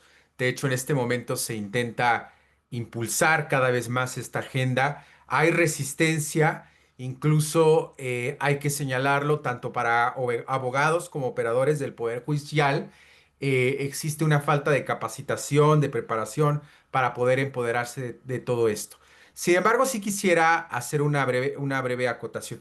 Me parece ser que el tema de la inteligencia artificial en la parte de lo jurídico implica un aspecto complejo de resolver, porque muchas veces en la parte del derecho no hay una resolución binaria. En el derecho, 2 más 2 no da 4. Eso yo lo pude observar en mi práctica profesional. Yo soy de formación abogado y politólogo, pero durante 10 años litigué como abogado y yo me doy cuenta que en la resolución de los casos jurídicos no hay esa cuestión binaria que podemos nosotros traer desde un punto de vista de la ingeniería o de las matemáticas. ¿Por qué? Porque, por ejemplo, hay casos donde se tiene que dirimir a quién se le va a dar la guarda y custodia y a la madre y al padre tienen las iguales condiciones para otorgarle la guarda y custodia. Y ahí es donde entra el dilema ético, el dilema de la justicia, de a quién se la doy, la guarda y custodia. Y ese ya es el elemento humano que me parece ser que ahí la parte de las ciencias exactas no nos alcanzaría a dirimirlo. Y así un sinfín de situaciones que uno puede ir revisando. Entonces la pregunta es muy compleja, muy interesante, deja abiertas muchas posibilidades para el futuro. Gracias, maestro Víctor. Muchas gracias, Celso. Sí, efectivamente, yo soy testigo de excepción de los avances que está haciendo México. De hecho, he estado el 2024 y 2025 participando en proyectos de la justicia abierta en el Estado de México. Ahora, la próxima semana voy a volver a estar en Ciudad de México, también viendo temas de formación, temas de transformación digital y justicia abierta, inteligencia artificial, así que pues soy testigo de que en México se está avanzando mucho. Aunque en el tema de la transparencia, por un tema de una normatividad por ahí, se ha desactivado ciertas instancias, pero pues soy consciente de que se está creando otras instancias y vamos a llegar a buen término. Gracias, Elsa, por tu reflexión final. Continuamos ahora con Rosa. Rosa, Sí, adelante. ¿Cómo lo ves tú bueno, desde Argentina? sí, yo he trabajado en la Municipalidad de Rosario en la época en que había que crear el primer sitio web, Rosario Gobar. Y bueno, fue realmente todo una lucha el poder pasar en aquel momento formatos de comunicación papel a digital, ¿no? Realmente era muy difícil conseguir que las diferentes reparticiones y secretarías pudieran colocar una comunicación en aquel momento, estamos hablando de hace varios años atrás, una comunicación en donde pudieran resumir qué acciones estaban haciendo, qué objetivos. Fue realmente una labor de educación y bueno, coincido con esto que mencionabas, Víctor, de que bueno, introducir una tecnología sin capacitar inicialmente a las personas con las cuales se va a trabajar no sirven. Yo también trabajé en educación en los colegios y en una época repartían computadoras y las computadoras llegaban a los colegios y no eran abiertas porque no sabían ni siquiera cómo armar un laboratorio de informática o cómo llevar a cabo todo el uso de las mismas. Eso respecto a tu primera pregunta. Y respecto a la segunda pregunta de los metadatos, yo aquí en el chat coloqué, nosotros en la web de Rosario hay un espacio que es justamente Datos Rosario Gobar, que se llama Rosario Datos, que es donde trabajamos toda una serie con metadatos, una serie de datos diferentes de la ciudad.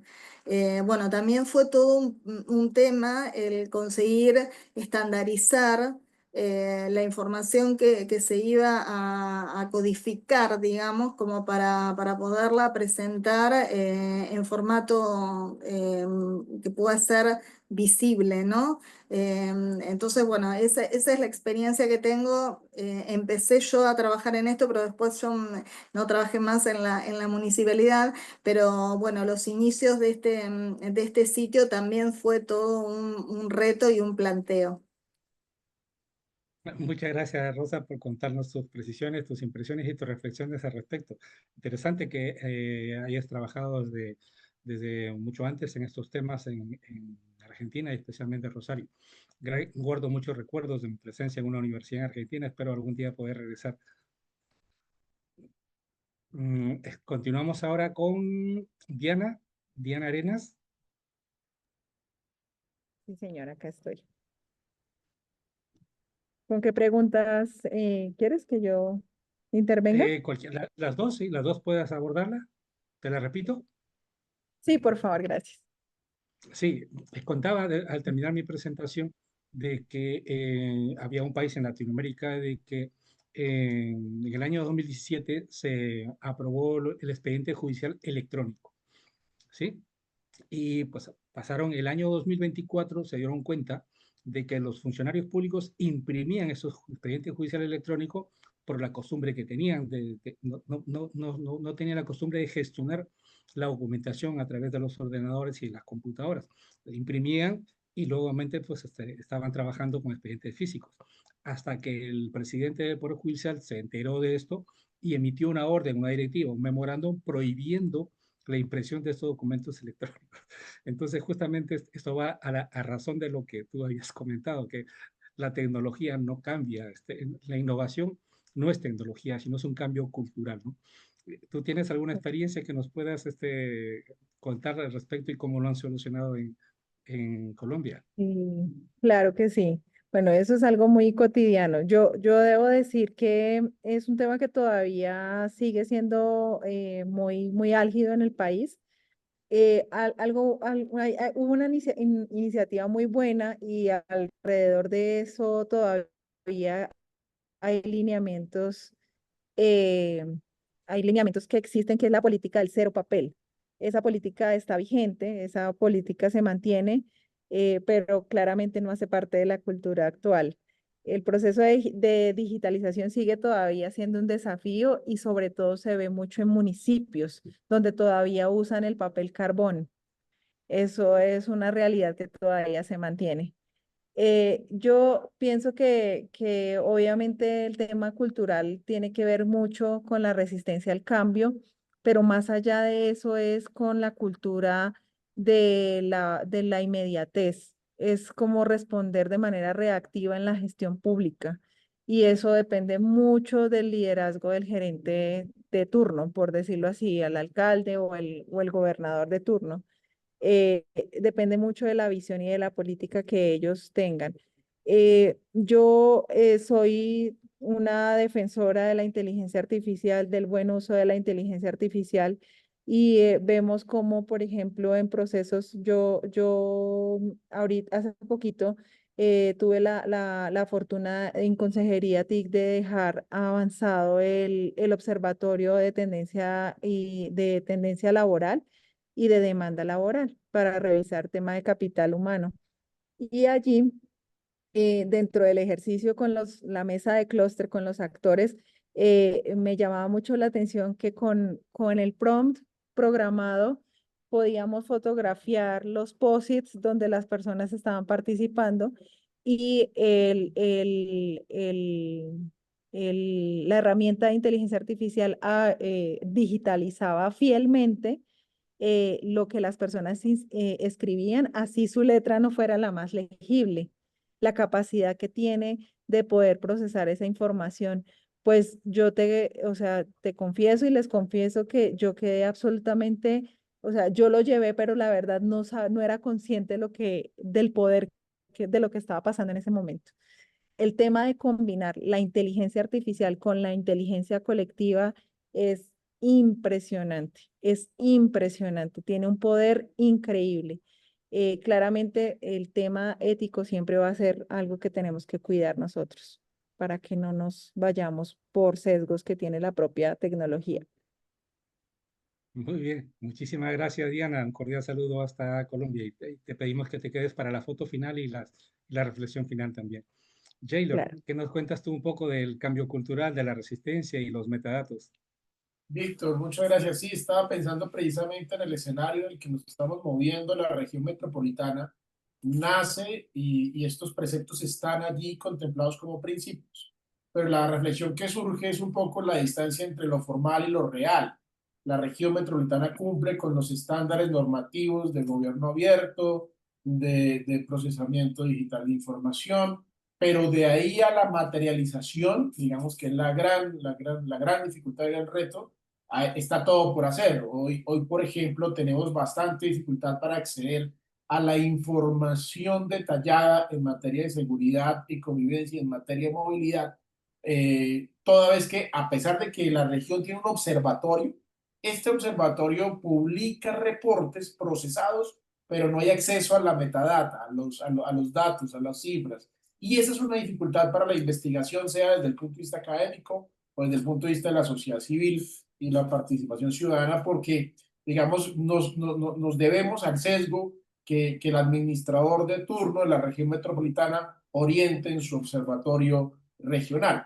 Y ese es un principal reto. Y el segundo es que estamos en el mundo de los derechos de petición de información, ¿sí? Que nos toca poner a esperar 15, 20 días o más hasta que los funcionarios suministren la información. Y luego de esos filtros que para mí ya plantean retos de transparencia y posibles escenarios de opacidad, nos entregan información en PDF, ni siquiera en Excel para poder procesarlo. Y creo que ahí hay un gran reto. Yo pensaría que una región metropolitana tan joven como esta debería implementar rápidamente una inteligencia artificial, una materialidad de gobierno abierto, muy en la línea de lo que plantea Diana Patricia, y aquí planteo una línea de diálogo, esa capacidad de diferenciar lo que es un problema heurísticamente abordable o un problema abordado desde el algoritmo, creo que casa muy bien con el reto de la investigación que tenemos. Entonces, que el problema de la seguridad es un problema heurístico, mientras que el problema de la movilidad es un problema algorítmico. Pero si esto lo concebimos desde el punto de vista del funcionamiento de la región metropolitana, y la sociedad civil y la academia pueda contar con elementos de información abierta, confiables y en tiempo real, pues la dificultad va a significar en análisis que cuando salen es posible que la realidad nos desborde. Cuando lleguemos a la solución de la seguridad metropolitana o, o la solución en términos de movilidad, es muy posible que la realidad ya haya evolucionado y no está compasada con las necesidades del momento. Hoy te cuento este ejemplo para terminar. La región metropolitana se planteó un sistema de transborde bajo una modalidad de tranvía eléctrico que lleva un poco más de 7, 8 años, que hasta la hora no lo han terminado, pero cuando lo logren terminar en 8 años más, es muy posible que su capacidad no resuelva las necesidades de flujo de población de Bogotá a los municipios, y ese es un reto que en términos de información puede llevar a malas decisiones o a decisiones que no resuelvan los problemas del hoy y del ahora. Muchas gracias, Yelo, por tus reflexiones finales. Yo voy a finalizar esta mesa. Interesante, por cierto, por todos los aportes brillantes que ustedes han presentado, que han enriquecido esta mesa. Simplemente recopilando brevemente todas las aportaciones.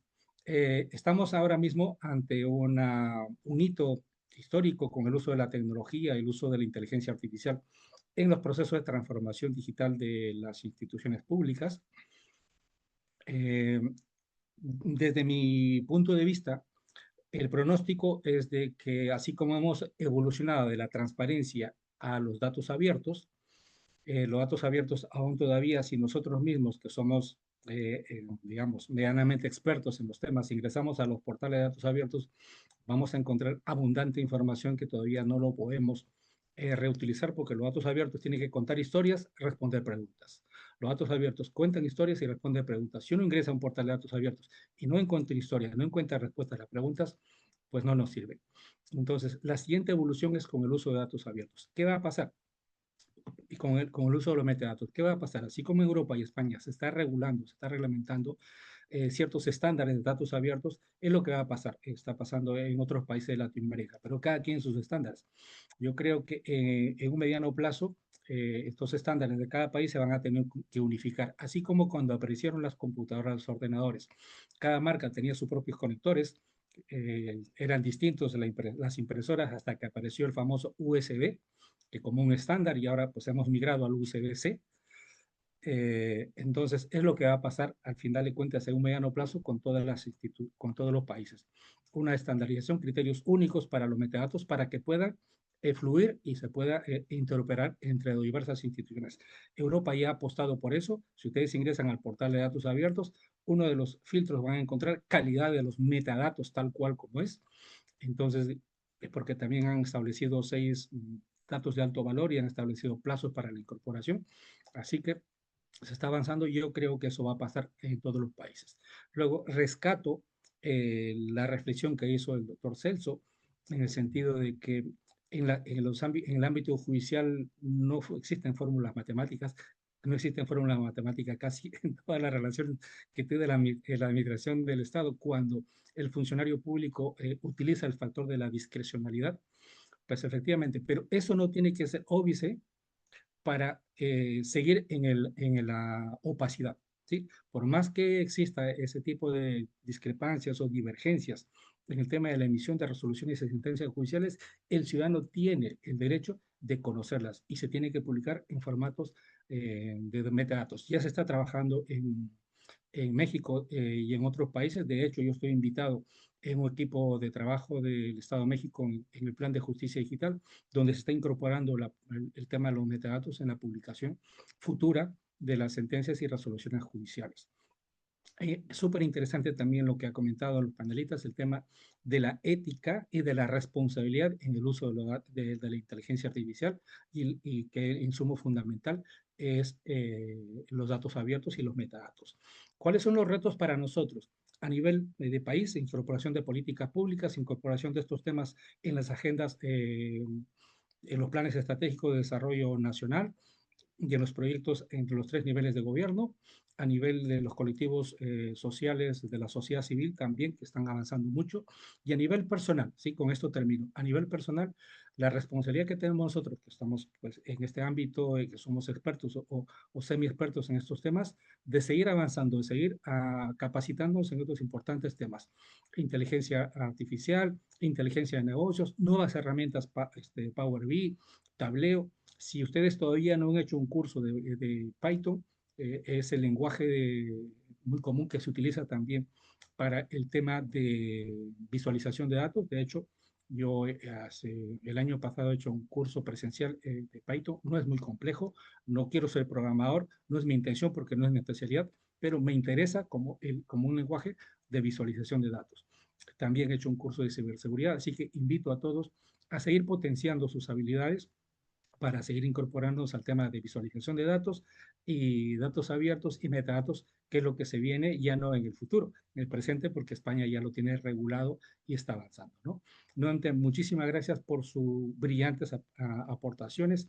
Han enriquecido esta mesa de diálogo, esta mesa de debate, y estoy seguro que pues, los asistentes están más que satisfechos con todo lo que han aprendido y reflexionado. Solamente les voy a pedir ahora que activen su cámara todos para hacer una foto de recuerdo y ojalá podamos coincidir en algún otro evento de manera presencial seguramente.